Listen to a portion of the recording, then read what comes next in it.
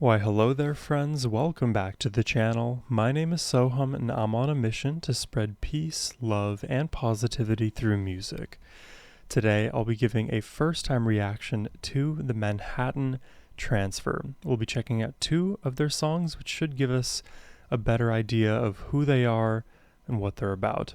We'll start off with A Nightingale Sang in Berkeley Square, and then end the reaction with Birdland, which seemingly both of these songs are bird related. I don't know if this was intentional to have a sort of bird theme today, but we'll figure out how much bird knowledge I truly have by the end of this one.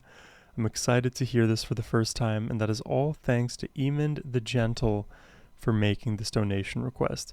And Emond dedicates this to Dad for leaving me your vinyl. Thank you, Emond. But now, let's jump in.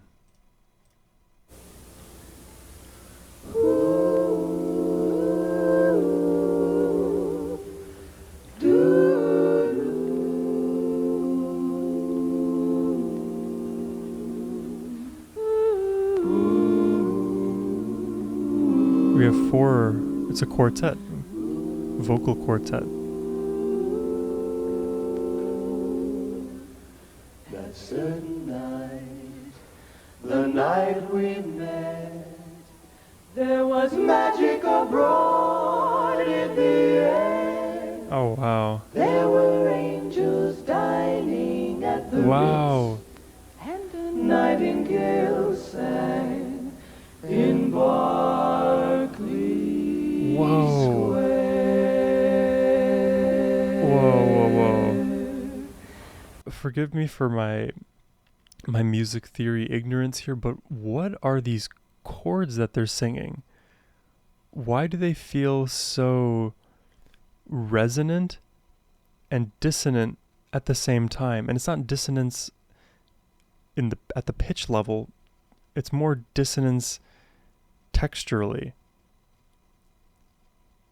It almost reminds me of oh god, there's a Empire, that carpet commercial, carpet company commercial. There's that. If you know what I'm talking about, then you'll know what that kind of vocal melody sounds like, and the chords that supported that vocal melody. It's very specific, but that is the same texture that I'm getting here right now with the Manhattan Transfer. I may be wrong, but I'm perfectly willing to swear. Wow, it's like a dream. That when you turned and smiled at me, a nightingale sang in Berkeley Square.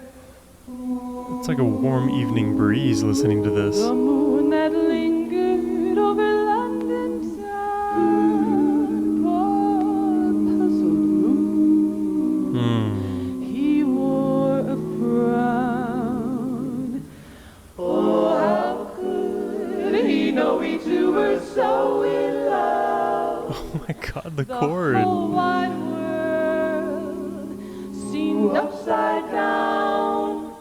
The streets of town were paved with stars. It's timeless and tender. A romantic affair. It's like blending nostalgia with vocal artistry. Kissed and said goodbye. A nightingale sang in Berkeley Square. Oh wow, these,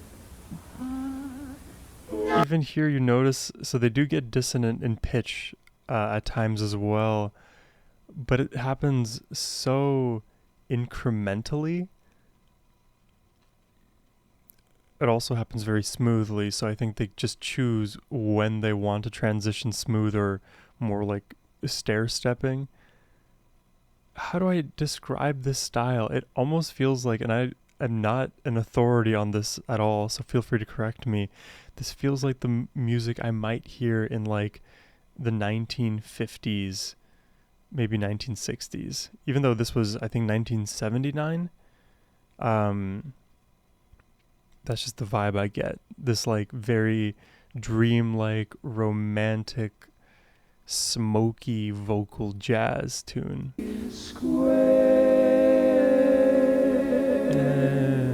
Yeah. Nightingale sang, a nightingale sang.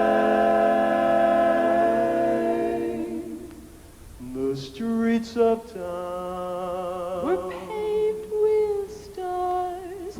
It was such a romantic affair. And That's so cool.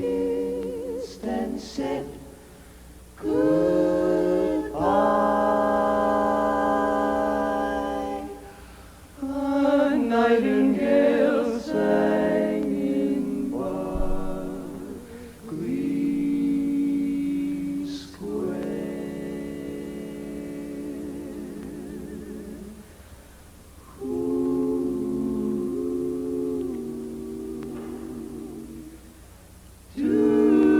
I got chills. Oh.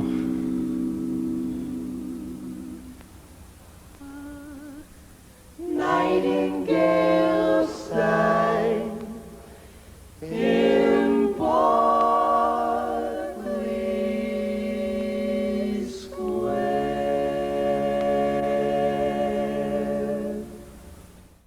Well, that's a wonderful chord that they resolved on right there. I mean, I don't think I have the musical IQ to understand all of what they're doing there, but I can at least speak to what they're doing at a very high level. So when they find these very unique voicings, it seems like they understand that difference in texture and pitch and the resonance and dissonance that's created with both of those elements, and they play with those throughout the track. So at various points there's different levels of harmony, but like, so I guess resonance and harmony in the actual pitches, but a sort of dissonant clashing feeling in the texture underlying that. But then it switches. Sometimes the texture smooths out, but then the pitches above start warping and manipulating into these dissonant, almost like chromatic C sharp, D flat kind of voicings. This is like where you enter super music theory legend territory, and for me, I am on my early days on trying to understand music theory. I would love to see a score for this kind of a performance, just to see what are the chords that they're stepstoning between. Because I could totally imagine that this song was not in any one particular scale, and if it was, they managed to like move in and out of that scale repeatedly with these unique voicings and finding certain pitches to throw me off. What also could be happening is they are literally just walking all around, like the circle of fifths, for example, constantly modulating and pivoting from moment to moment, making it hard to even find a tonal center. But then it all boils back down to, what is the feeling that I get from listening to this? And for me, it feels very elevated and nostalgic and warm, but it also has like hints of like a liminal space. Like, I don't know how many horror movies you guys may watch. Horror movies, they tend to, not all of them, but some of them use music that sounds a bit like this, and then the song that feels nostalgic and warm warps into something more terrifying and sinister. That's a thing that I've heard happen before. Like, for example, like a song like this may be playing on a radio in a haunted house, and the protagonist is like scared because that song played by itself, and then as they listen and listen, it becomes more demonic and warped and scary. I didn't mean to take it this direction, but I'm just explaining the contexts of which I've heard music like this. So I have a lot more listening to do. So why not? Let's do it. Let's check out Birdland. We got drums now, not just vocals. Okay. Janice Tim, Cheryl Allen. What is this? Bass, drums, percussion, keys, guitar, sax. That's a full band, so this is completely gonna be a completely different performance.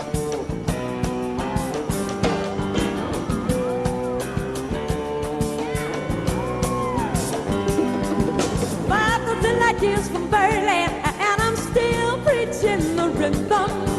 Long gonna take years from Birdland, and I'm still teaching it rhythm.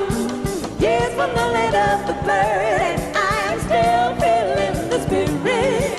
5,000 light years from Birdland, but I know people can hear it.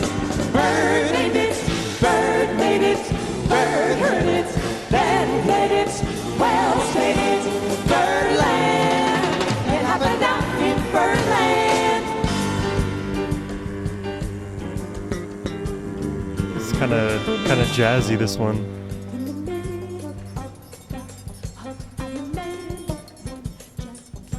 And we're getting some syncopated vocals. Everybody heard that word, but they named it after bird. But the rhythm swoop and swirl, not just corner of the world. And the cats they beat. Oh wow, it keeps building. We're beyond compare. Birdland, I'm singing Birdland. Birdland, I'm singing Birdland.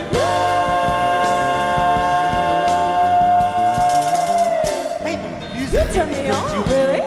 You turned me around. You turned me on. Some vocal acting thrown into the mix.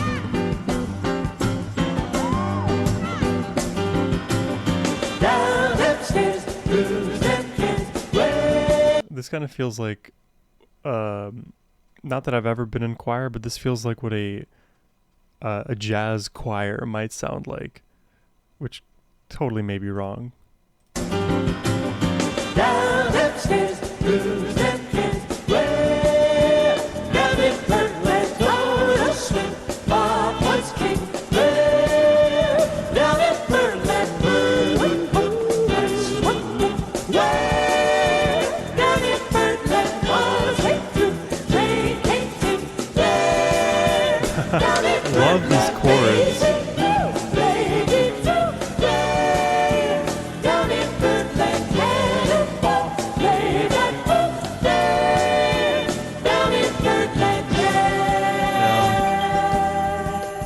Layered harmonies are very complex. Plus, like, all of the rhythmic phrasing that's going on. Never be nothing such as that. No more. No more. Birdland, that's where it was. You know what's crazy is, like, even though there's an entire band now around them, it still feels like the voices are the band. They are doing the heavy lifting, and the instruments are there all in support. I know, back in the days Bob was riding high. I said hello, I said goodbye. Brother's getting sassy with it. To play in Birdland is an honor we still did. Yeah, they're coming like in another bird, singing up, yeah, baby. All of the facts are coming to be with the staff instead of an all-you-can bird. You can't spread the word.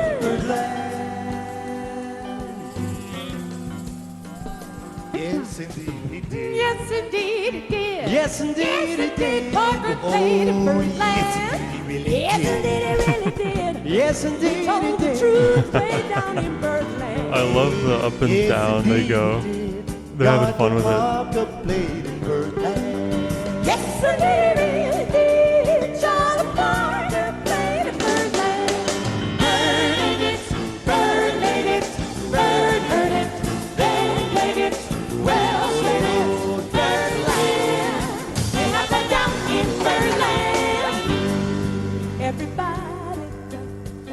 genre like jazz fusion, jazz vocals. Everybody picks bebop, and they'll never stop. Down upstairs, lose their cares. Way down in Birdland, total swing. Bob was king. There's a lot of like swagger in the way they sing. I've been noticing. Way down in Birdland, Bob came through. Changing to way down in Birdland, easy blues, lady too. Way down in Birdland, Harry Boy, play that blues. Way down in Birdland, down in who's the legendary? Down in Birdland, who's the legendary? Bob was the king. Down in Birdland, She's literally like vocalizing like a bird almost.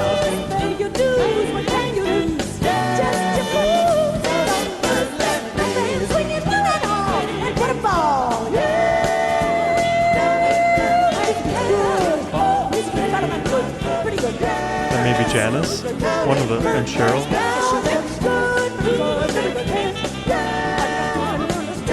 I need to learn which is which.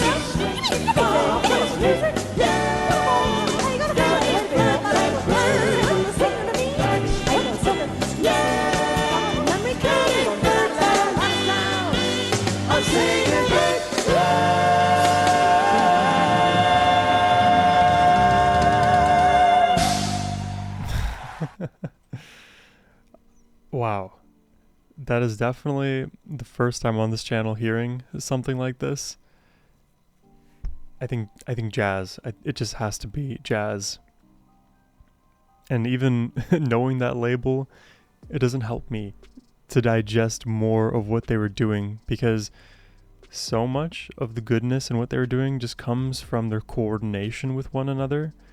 Because there's hardly a time where only one singer is singing, so it can be hard a little bit to hear the individual timbres of their voices unless they have isolated parts that dance in and around all of the vocals in a more pronounced way. Like sort of at the end, I think it was either Cheryl or Janice who kind of moved off to the side even physically and started doing her thing there, so I was able to hear how bright her voice was in a more obvious way. Otherwise everything kind of collapses in onto itself in this very unexpected like chord shape that I feel like I've like listened to some voice play on this channel, well, a lot of voice play on this channel. They're an a cappella group and I get to hear some of these interesting voicings, but somehow, maybe it's the fact that it's 2 males, 2 females, but somehow the way these voicings are coming together in this way, especially in the first track, the Nightingale song, the Nightingale sang in Berkeley Square, that song, I don't even have the proper words to describe what I heard. I feel like this is definitely a reaction that would have better been served having been done by like a vocal coach or literally a jazz musician themselves, because I am almost so out of my depth here. It's hard for me to articulate the actual nuance musically what they're doing. I can only go with the feeling that I get, and again, it feels very warm. In the first song at least, it feels very warm with a hint of ominousness. And then the second song, it's a little bit more vibrant, energetic, with jazz at the forefront. Adding a sprinkle of swag on top of it all creates a very engaging watch as well as listen. So I'm definitely interested to learn more about the Manhattan Transfer. Please leave your comments below, giving me some information or your own insights. I'm curious to hear your perspectives and engagements with the Manhattan Transfer. But yeah, this was a very enjoyable one for me today. I hope you enjoyed my reaction.